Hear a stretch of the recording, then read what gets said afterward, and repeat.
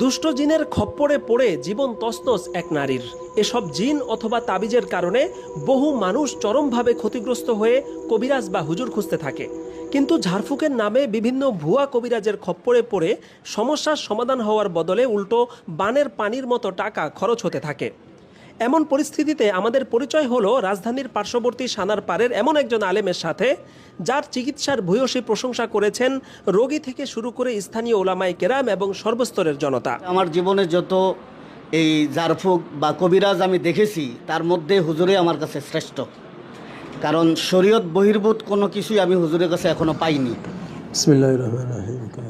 সকাল হতেই হুজুরের বাসার বাইরে দেখা গেল শতাধিক মানুষের ব্যাপক ভিড়। দেশের বিভিন্ন জায়গা থেকে তারা হক্কানি এই আলেমের কাছে চিকিৎসা নিতে ছুটে এসেছেন। জাদু এবং বদনজর অথবা জিনের ক্ষতি অথবা